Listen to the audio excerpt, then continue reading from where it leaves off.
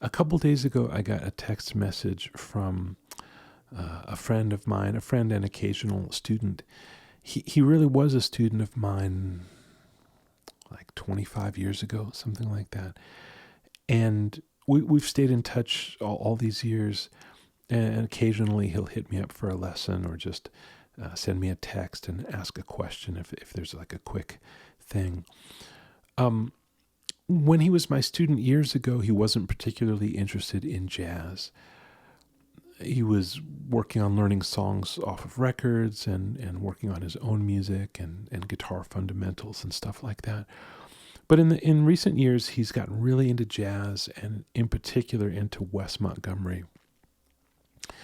Last year, I think we were working on 4 on 6 from a transcription of Wes Montgomery's solo on that tune. And so more recently, my friend slash student has been working on another Wes Montgomery tune. It's called D Natural Blues. It's a 12-bar blues in the key of D.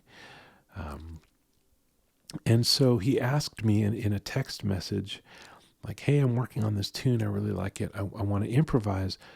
Which scales should I play? And I stared at the screen for probably a good minute or two. And I really wanted to answer in a thoughtful way, in a way that would help him, but not in a shortcut kind of way. Like the shortcut answer is, well, it's mostly dominant chords, so play Mixolydian. When it's D7, play D Mixolydian. When it's G7, play G Mixolydian, and so on. So that's factual. If there's a D7 chord and you play D Mixolydian, it's going to sound pretty good. But that it didn't feel really true to the way that I play. And of course, I never got to meet Wes Montgomery, but in listening to him, it's clear that he had a very vivid understanding of the relationship between scales and chords, but he never sounds scaly to me. He's just playing ideas, melodies, motifs that get developed. And, you could really say that about any great improviser. There, of course, a good working knowledge of the relationship between scales and chords, that's really useful. But I think you could practice scales a lot and still not feel like you're getting any closer to sounding like any of the great improvisers. And lots of people go to music school and get performance degrees, jazz performance, and I'm sure they learn those things in school, but they don't all come out of school sounding great. I mean, they might sound really, really good, but I'm talking about, do they sound great? Do they sound Wes Montgomery great? And I think the answer is no. Most of them don't. And I don't say that to put anybody down or to put any schools down, but just to say that way of learning is, if you only get that far, then you're really missing out on what jazz improvisation really is, which is, to me anyway, about storytelling. It's about sharing something about who you are. It's also reflecting part of the tune. Sometimes you want to get really, really inside a tune. Maybe that tune has words. Maybe you learn the words, which tell a certain kind of story. And so when you improvise, you are getting inside that story and expanding it. Or maybe you choose to go in a completely different direction from it. But, you do want to get as close to the intention of the composer as possible, I think, before you start doing your own thing. So what did the composer leave behind? They left behind a melody. In some cases, there are words. There's also harmony. On the whole, I think it's the words and the melody that make a song a song. You could argue that the chords are just as important, but anybody could walk down the street and sing a song, and if they were singing the melody, pretty good, and they had all the words, they'd know exactly which song. You would know exactly which song they were singing. Where if somebody just sits down at the piano and plays some chords, unless it's a particularly specific piano part, something really well known. If it's just the fundamental chords of a song, you might have no idea what they're playing. So if that's true, then why would we think that the important part to improvise when we're improvising is to focus on the chords, if that's not even really the real meat or heart of what the song is? So to my friend, my student, my friend, I told him I would make a video instead of answering a text message, since I couldn't work out a thoughtful way to do it.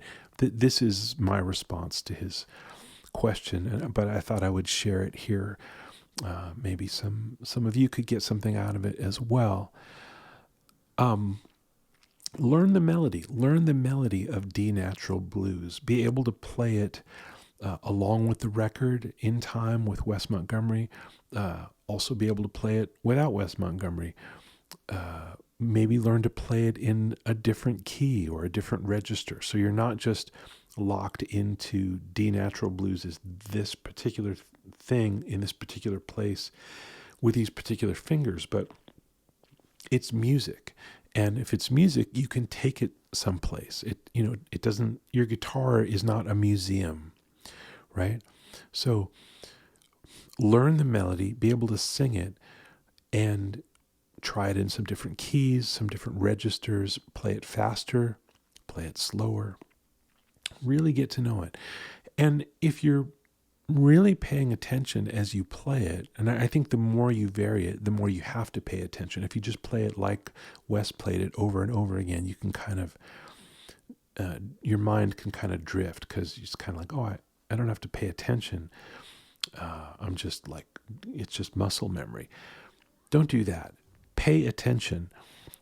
Muscle memory can be useful. It can serve you in some ways, but if you're really talking about music and not just about the guitar, the memory has to be in here and in your whole body, not just where the fingertip touches the string. So learn that tune, and then see what you can do to extrapolate on it. Is there a little line that you can use? Not quoting verbatim, but I'm talking about once you start improvising.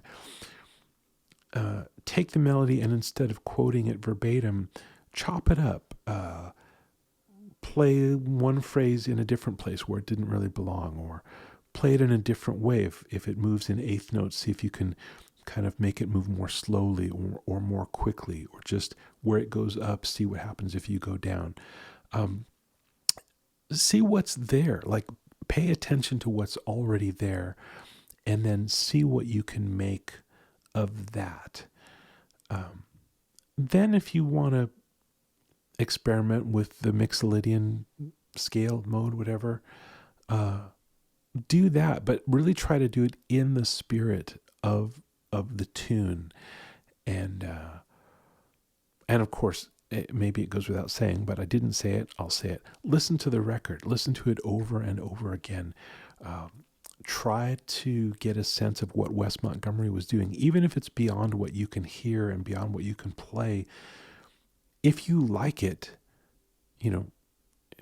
presumably it's something that you like a lot if we're talking about transcribing, and it doesn't have to be Wes, it doesn't have to be D natural blues, it could be something you're working on. If you like it, then try to figure out why. Like, put your guitar down. Don't worry about the licks, but just take out a pen or pencil, a piece of paper, and write down what you like about it, what's cool, what's interesting, and try to capture some of that when you improvise. And I don't mean the theory or the technique, but just stuff that anybody would notice. Oh, it's exciting because this happens, or it's emotional because this part is emotional, or whatever. Just try to not even think like a guitar player, but just try to listen to the music the way that anybody would listen to it, and then try to bring some of that into oh man, I was just bringing the whole thing to a boil, and then I noticed that the video stopped recording. So that's okay. That's must be the universe's way of saying, okay, enough is enough. You've been talking for 10 minutes. That's plenty. So my friend, my student, Stephen, I hope that you found some inspiration here. And anybody else watching this, I hope that this gives you some food for thought.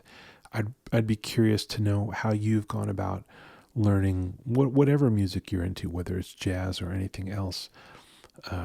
How you have really gotten inside the music beyond just technique and theory. So tell me something down below. If you like this video, make sure that you like it, and subscribe and share, tell a friend, and thanks for tuning in. I'll be back tomorrow, Tuesday, with an hour of office hours. So that'll be a live stream, and you can ask questions, and I'll do my best to answer.